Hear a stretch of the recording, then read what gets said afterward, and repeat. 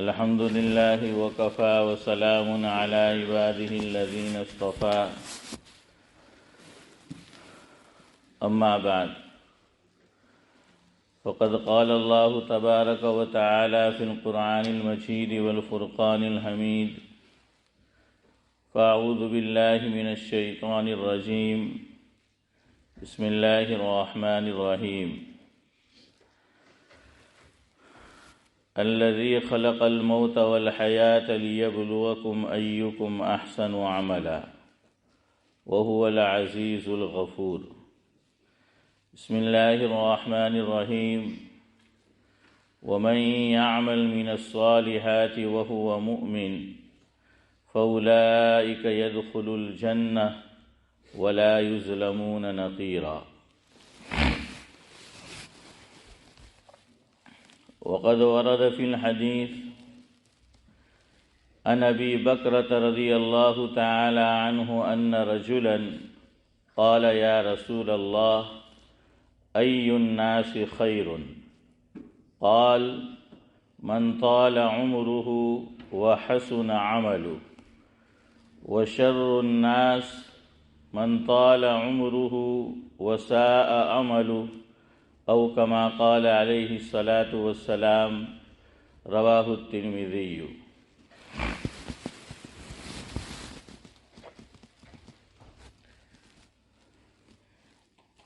یہ حیات فانی ہے، یہ حیات فانی ہے، 70-80 سالہ کہانی ہے۔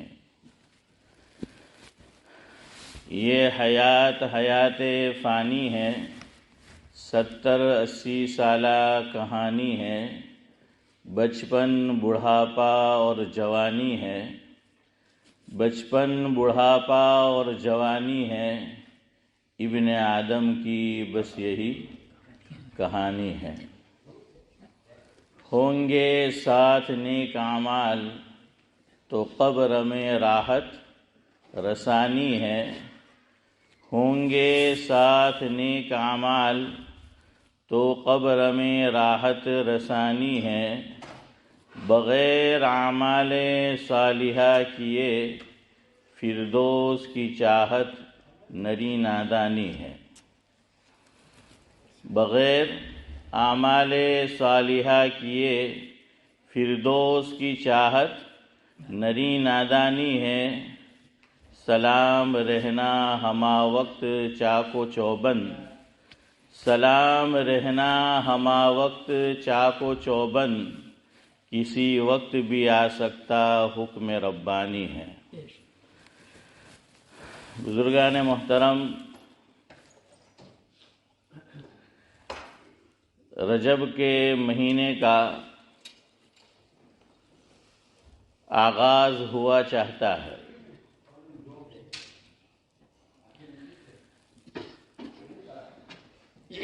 اب اس سلسلے میں آپ نے ایک دعا سنی ہوگی کہ اللہم بارک لنا فی رجب و شعبان وبلغنا رمضان۔ اب اس میں دو روایتیں ہیں کہ یہ حضور کا کلام ہے یا نہیں۔ اس میں ہمارے اکابر کی دو آراء ہے۔ شیخ الاسلام حضرت مولانا مفتی محمد تقی عثمانی صاحب دامت برکاتہم العالیہ کی رائے یہ ہے کہ گرچہ یہ روایت سندن ضعیف ہے لیکن بہرحال فضائل میں قابل قبول ہے، قابل اعتبار ہے، یہ حضرت کی رائے ہے۔ کراچی کے اندر ایک دینی ادارہ ہے جامعہ بنوریہ، جس کے قائم کرنے والے حضرت مولانا محمد یوسف بنوری علیہ الرحمہ، جن کا قیام کسی وقت میں گجرات کا جو دارالعلوم دیوبند کہا جاتا ہے، یعنی جامعہ ڈابیل میں حضرت نے کچھ عرصہ تدریسی خدمت انجام دی۔ پھر جب مملکت پاکستان وجود میں آیا تو حضرت ہجرت فرما کر پاکستان تشریف لے گئے اور کراچی کے اندر ایک ادارے کی بنیاد ڈالی جس کا نام جامعہ بنوریا ہے۔ تو وہاں کے جو فتاوی ہے، فتاوی بنوریا، اس میں سائل نے یہ سوال کیا کہ رجب کے آغاز سے ایک دعا پڑھی جاتی ہے، اللہم بارک لنا فی رجب و شعبان وبلغنا رمضان۔ کیا یہ حضور کا ارشاد ہے؟ حضور اکرم صلی اللہ علیہ وسلم سے ثابت شدہ یہ الفاظ ہیں اور نسبت حضور کی طرف کرنا صحیح ہے؟ تو جواب میں دو باتیں لکھی گئی ہے۔ ایک بات تو یہ لکھی کہ سند اس کی جو ہے، یعنی جو راوی ہے اس میں ایک، وہ صرف ضعیف نہیں بلکہ انتہائی درجے کا ضعیف راوی ہے، انتہائی درجے کا۔ ایک تو خالی ضعیف ہوتا ہے اور ایک انتہائی درجہ ضعف کا۔ پھر یہ علمی گفتگو ہے جس کا یہاں موقع نہیں ہے۔ بہرحال انہوں نے یہ کہا کہ یہ انتہائی درجے کی کیا ہے؟ ضعیف روایت ہے۔ اور آپ کو میں بارہا بتا چکا ہوں کہ حضرت مولانا مفتی سعید احمد صاحب پالن پوری نور اللہ مرقدہ یہ فرماتے تھے کہ حدیث کبھی ضعیف نہیں ہوتی، حدیث میں جو روات ہوتے ہیں ان میں سے ایک یا ایک سے زائد راوی، ان میں اور اس میں جو شرائط پائے جانے چاہیے وہ نہیں پائے جاتے پورے، تو اس وجہ سے پھر اس کو روایت کے اندر ضعف آ جاتا ہے۔ تو روایت ضعیف نہیں ہوتی بلکہ کوئی راوی اور روات اس میں کیا ہے؟ ضعیف جو ہیں، اس میں جا خیریت چھو، وہ جو ہیں وہ ضعیف ہوتے ہیں۔ تو فتاوی بنوریا اس میں لکھا ہے کہ چونکہ ایک راوی انتہائی درجے کا ضعیف ہے، لہذا حضور کی طرف نسبت کرنا مناسب نہیں ہے، احتیاط کرنی چاہیے کہ حضور کی طرف نسبت نہ کرو۔ دوسری بات یہ لکھی کہ البتہ ہاں ہمارے اکابر کا سال ہا سال سے یہ معمول چلا آ رہا ہے کہ رجب کے مہینے کے آغاز سے وہ اس دعا کا اہتمام کرتے تھے، اس لیے کرنا چاہیے۔ دعا کے جو الفاظ ہیں اس میں کوئی خرابی نہیں ہے، بہت اچھی دعا ہے۔ جیسے حب الوطنی من الایمان، یوں کہا جاتا ہے کہ بھئی وطن سے محبت یہ ایمان کا حصہ ہے، ایمان کا جز ہے۔ بعض لوگ کہتے ہیں کہ یہ حضور کا ارشاد ہے، نہیں، لیکن علماء نے یہ لکھا ہے کہ معنی کے اعتبار سے صحیح ہے۔ آدمی جہاں رہے اس ملک کا وفادار ہو کے اس کو رہنا چاہیے، اس سے اس کو محبت ہونی چاہیے۔ معنی کے اعتبار سے صحیح ہے، کوئی بیان کرے لیکن نسبت آقا کی طرف نہیں کرنی۔ ایسی بہت ساری باتیں ہیں کہ وہ معنی کے اعتبار سے، مفہوم کے اعتبار سے کوئی خرابی نہیں ہے، صحیح ہے۔ جیسے کہا جاتا ہے کہ من عرف نفسہ فقد عرف، ہاں، کہ مفہوم ہے جس نے اپنے نفس کو پہچان لیا اس نے اپنے خالق اور رب کو پہچان لیا۔ تو اس کی نسبت بھی بعض لوگ کدھر کرتے ہیں؟ حضور اکرم صلی اللہ علیہ وسلم کی طرف۔ یہ صحیح نہیں ہے، لیکن معنی کے اعتبار سے صحیح ہے۔ اسی طرح کہا جاتا ہے کہ اطلب العلم من المہدی الی اللحد، بعض لوگ اس کی نسبت کرتے ہیں آقا کی طرف، یہ صحیح نہیں ہے، لیکن معنی کے اعتبار سے، میننگ کے اعتبار سے، مفہوم کے اعتبار سے صحیح ہے کہ علم حاصل کرو، گہوارے سے لے کر ماں کی گود سے لے کر قبر کی گود میں پہنچ جاؤ، وہاں تک۔ علم کا تو کوئی کنارہ نہیں ہے، چونکہ اس کی نسبت ہمارے حضرت مولانا ابرار احمد صاحب جلیوی رحمۃ اللہ علیہ فرماتے تھے اللہ کی طرف ہے، ہاں، اور اللہ کی جتنی بھی صفات ہے اس کا کوئی کنارہ نہیں ہے۔ بہرحال تو اس لیے ہم بھی حضور کی طرف نسبت نہیں کرتے اس کی احتیاطاً، لیکن ہمارے اکابر سے یہ مروی ہے اور یہ معمول ہے کہ رجب کے آغاز سے وہ اس کا اہتمام کرتے تھے۔ اب بعض لوگ پوچھتے ہیں کہ مولانا دن میں کتنی مرتبہ پڑھے، تو ہمارے اکابر فرماتے ہیں کہ کم از کم 5 مرتبہ پڑھ لو، ہر نماز کے بعد، ہر نماز کے بعد 1 مرتبہ پڑھ لو، اللہم بارک لنا فی رجب و شعبان وبلغنا رمضان، یہ پڑھ لو۔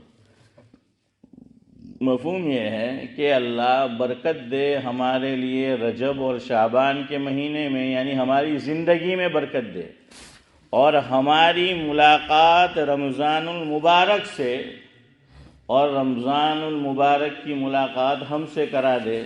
ابھی میں بول ہی رہا ہوں یہ، اور ہمارے رمضان بھائی تشریف لے آئے ہیں، یہ دوسری صف میں بیٹھے ہیں۔ تو بہرحال کہ رمضان المبارک سے ہماری ملاقات اور رمضان المبارک کی ہم سے ملاقات کرا دے۔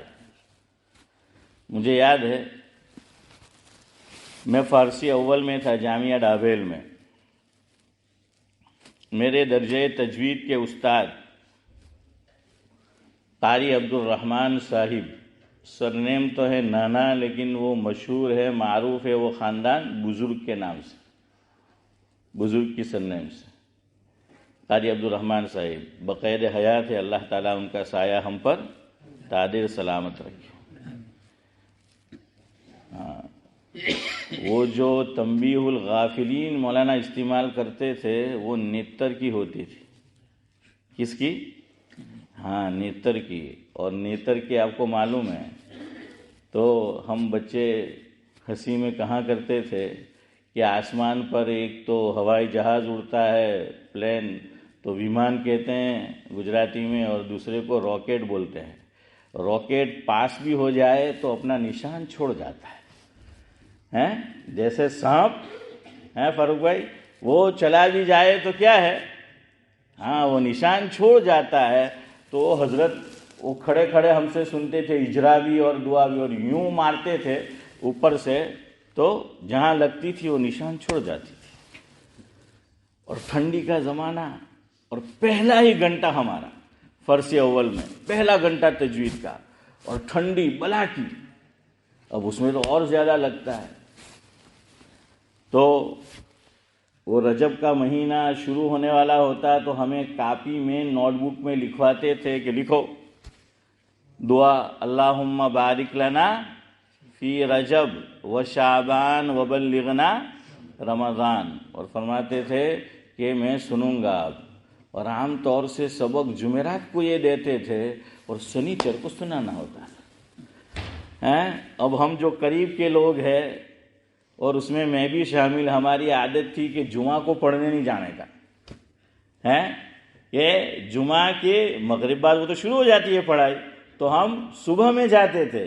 کیا مطلب ہوا کہ یاد کرنے کا موقع نہیں ملا، نہیں نکالا، تو اب پڑھنے تو بیٹھے نہیں، پورے راستے میں یہی ٹینشن ہوتا تھا کہ بھائی پہلے ہی گھنٹے میں جا کے دعا جو ہے وہ سنانی ہے، اور بیٹھے بیٹھے نہیں سنتے تھے، وہ کلاس میں گھومتے تھے، جس کی باری ہے اس کے سامنے سر پہ کھڑے تھے، سنا عبدالسلام، اور سلامتی تو ویسے ہی چاہے نام میں تھی لیکن غائب ہو جاتی تھی کچھ دیر کے لیے۔ تو بہرحال یہ دعا میں نے فارسی اول سے یاد کر رکھی ہے، اور ان کا دھاک جس کو بولتے ہیں، رعب اتنا تھا کہ پوچھئے مت۔ اچھا، وہ 2 باتوں میں بہت تشدد کرتے تھے، میں نے اشفاق بھائی کو سنایا بھی تھا ابھی۔ ایک تو مولانا کو معلوم ہے عربی جو لیٹر ہے الف سے یا حروف تہجی 29، اس میں ایک لیٹر ایسا ہے کہ جب آپ اس کی ادائیگی کریں تو ہونٹ کو گول کرنا پڑے گا۔ میری طرف دیکھیں، یوں واو پیش وو، یا ویسے ہی بولو واو، تو ہونٹ کیا ہونے چاہیے، گول، واو، چاہے کوئی بھی سائن ہو اس پر۔ دوسرا جو حرکت ہے اس میں پیش ایسی حرکت ہے کہ عربی قاعدے کے اعتبار سے ہونٹ کو کیا کرنا ہے؟ گول کرنا ہے. با پیش بو، تا پیش تو یہ صحیح ہوا، ورنہ بعض لوگ میری طرف دیکھیں یوں بولتے ہیں با پیش بو تا پیش تو، یہ گول نہیں ہوا. عربی گرامر کے اعتبار سے، قواعد کے اعتبار سے یہ صحیح نہیں ہوا. اور حضرت یہ دو پر بہت سختی کرتے تھے، واو پر اور پیش پر، اور وہ سامنے بلاتے تھے یوں، اور برابر ہونٹ گول نہیں ہوا تو یوں پکڑتے تھے ہاتھ سے، یوں کر کے کھینچتے تھے اس کو. اور ٹھنڈ میں اب پوچھیے مت.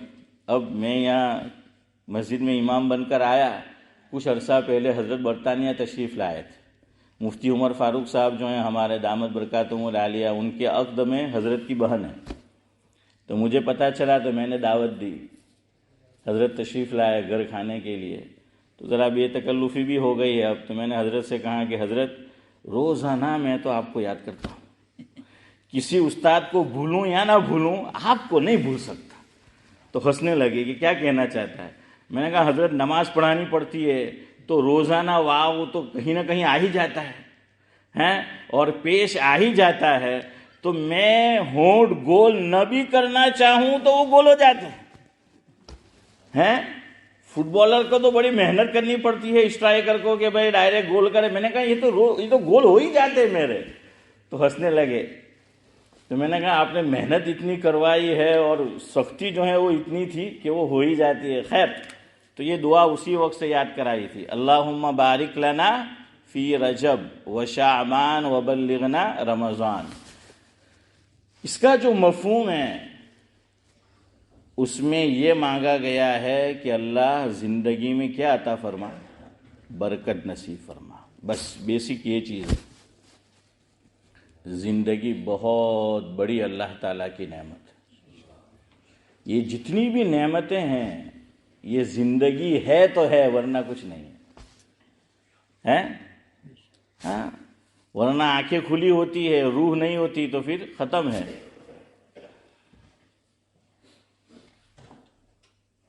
اکبر الہ آبادی نے کہا ہے نا، قضا کے سامنے بیکار ہوتے ہیں حواس اکبر. اکبر کہہ رہے ہیں قضا یعنی موت. قضا کے سامنے بیکار ہوتے ہیں حواس اکبر، گو کھلی ہوتی ہیں آنکھیں مگر بینا نہیں ہوتی. کہ آنکھ تو کھلی ہے لیکن اب وہ دیکھ نہیں سکتی. ہاں، یہ زندگی ہمارے اندر ہے، بڑی نعمت ہے. تو پھر ساری نعمتیں اس سے ہم فائدہ اٹھا سکتے ہیں. اسی لیے میر تقی میر نے کہا تھا کہ آمدن بھی کوئی مرتا ہے پیارے، آمدن یعنی جان بوجھ کر، آمدن بھی کوئی مرتا ہے، جان ہے تو جہان ہے پیارے. جان ہے تو جہان ہے پیارے. جہان یعنی دنیا، کہ جان ہے تو یہ دنیا میں ہم ہیں اور دنیا کی نعمتوں سے ہم فائدہ اٹھا سکتے ہیں. تو یہ زندگی بہت بڑی نعمت ہے. لیکن شروع میں نے جو روایت پڑھی، قربان جائیے آقا کے ارشاد پر، مقصد سے ہمیں ہٹایا نہیں. صرف زندگی تو نعمت ہے، بڑی نعمت، لیکن کب؟ ہاں وہ سنو، کب نعمت ہے. ترمذی شریف میں روایت ہے، ایک صحابی نے آقا سے سوال کیا، ای الناس خیر، کہ آقا ہمیں یہ بتائیے لوگوں میں سب سے بہتر کون ہے؟ ای الناس خیر. آقا نے دو باتیں ارشاد فرمائی، من طال عمرہ وحسن عملہ، کہ جس کو اللہ رب العزت لمبی زندگی دے دے، دراز دیے عمر اس کو نصیب ہو، اور ساتھ میں ایک شرط بڑھا دی، لگا دی کہ اچھے عمل بھی کرے. یہ زندگی نعمت تب ہے، صرف لمبی زندگی ہونا نعمت نہیں، بلکہ تب ہے جب کہ ساتھ میں کیا ہو؟ نیک اعمال ہو. ہاں،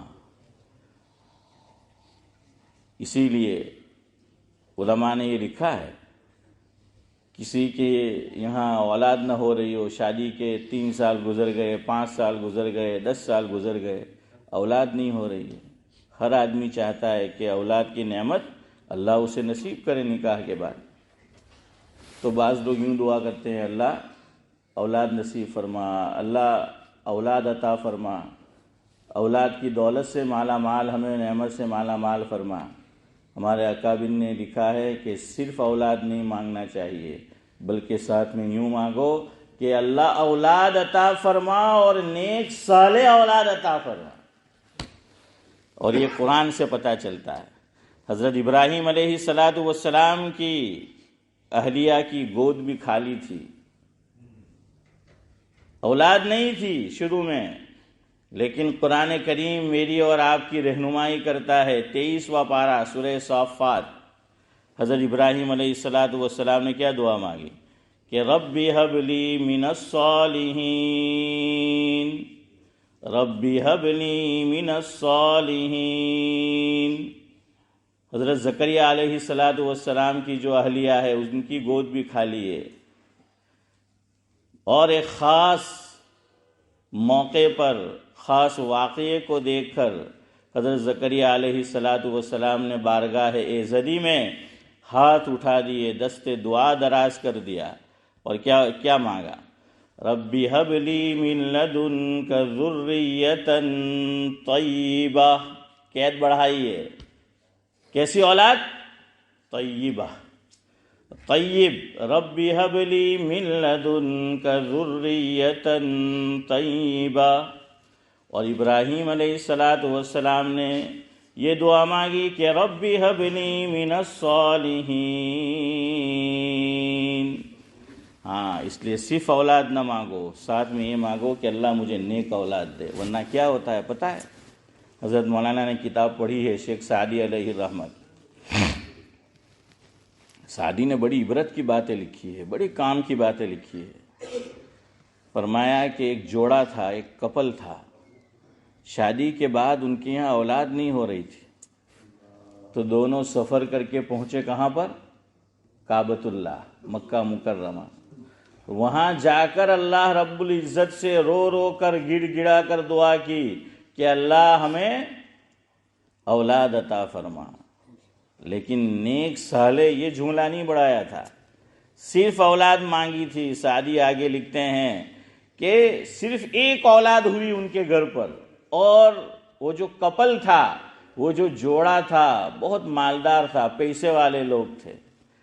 اب بیٹا نافرمان، ناہنجار، دل سے خواہش کر رہا ہے کہ بڈھا بڈھی کب مرے اور سارے مال اور جائیداد کا میں مالک ہوں. فرمایا کہ اپنے مقام پہ دعا کرتا رہا تو بظاہر دعا قبول ہوتی ہوئی نظر نہیں آئی. تو کم بخت سفر کر کے کعبۃ اللہ پہنچا، جس مقام پر ماں باپ نے اس کی پیدائش کے لیے دعا کی تھی. فرمایا کہ ناہنجار اسی مقام پہ جا کے اللہ سے دعا کر رہا ہے کہ اللہ ان دونوں کا خاتمہ فرما. اس لیے کیا مانگا کرو؟ نیک صالح اولاد. اور ہو گئی ہے، اب بھی مانگا کرو اللہ نیک صالح بنایا. یہ دعا اللہ سے کیا کرو. 19ویں پارے میں ہے غالباً، ربنا هب لنا من ازواجنا وذرياتنا قرة اعين وجعلنا للمتقين اماما. تو یہ دعا مانگا کرو. اور آج تو ہم سب پریشان ہیں اولاد سے. یہ جب سے سوشل میڈیا آیا ہے، گھروں کا سکون برباد ہو گیا ہے، لڑکوں کا ایجوکیشن برباد ہو گیا ہے. اللہ ماشاء اللہ ہر ماں باپ پریشان ہے. میرا ایک ساتھی، میں نے ابھی سنایا بھی تھا کچھ دن پہلے، شکایت کرنے لگا مجھ سے، کہہ رہا اپنی اولاد تو ہمڑے જ નહીં આપવું એમ કે બિલકુલ નહીં સાંભળે. તો મેં કહે તો હવે આપણા ગુના માફ થઈ રહેલા છે. મેં એને એમ કહ્યું. તો મને આગળથી કહેવા લાગ્યો કે મને એવું લાગે કે ગુના તો મેં જે કંઈ કર્યા બધા માફ થઈ ગયા, હવે તારી વાત મને હજમ નહીં થતી. મને તો એવું લાગે કે દરજ્જા જ બુલંદ થઈ રહેલા છે. મને તો શું લાગે کہ હવે તો આપણા દરજ્જાત એમ કે બુલંદ થઈ રહેલા છે એવું એમ કે લાગતું છે મને તો એમ. تو بہرحال اللہ تعالیٰ سب کی اولاد کو نیک صالح بنائے، آنکھوں کی ٹھنڈک بنائے. زندگی بڑی نعمت ہے. اور نیک اعمال کے لیے، ورنہ حضور نے آگے فرمایا بدترین وہ لوگ ہیں جو لمبی عمر پائے اور اعمال کیسے ہو، برے ہو۔ ہاں، اکبر الہ آبادی نے جو کہا تھا اور اقبال نے اسی پر اپنی بات ختم کرتا ہوں۔ شاعر مشرق علامہ اقبال نے لکھا ہے کہ عمل سے زندگی بنتی ہے جنت بھی جہنم بھی، عمل سے زندگی بنتی ہے جنت بھی جہنم بھی، یہ خاکی اپنی فطرت میں نہ نوری ہے نہ ناری ہے۔ اور اکبر الہ آبادی نے لکھا تھا، کہا احباب نے یہ دفن کے وقت، کہا احباب نے یہ دفن کے وقت،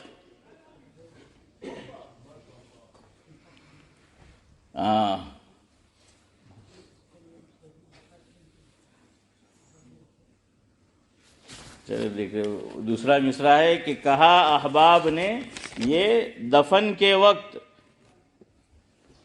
کہ ہم کیوں کر وہاں کا حال جانیں، کہا احباب نے یہ دفن کے وقت کہ ہم کیوں کر وہاں کا حال جانیں، یعنی آخرت کا، کہ اب یہ دوسری جنگی اسٹارٹ ہوئی، یہ دوسرا سفر۔ کہا احباب نے یہ دفن کے وقت کہ ہم کیوں کر وہاں کا حال جانیں، لحد تک آپ کی تعظیم کر دی اب آگے آپ کے اعمال جانیں،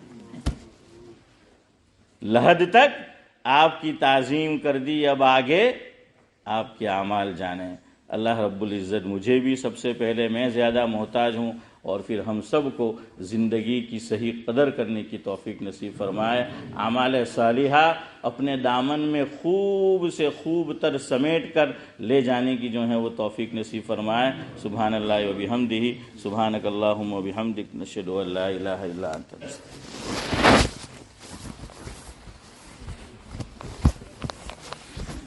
جزاک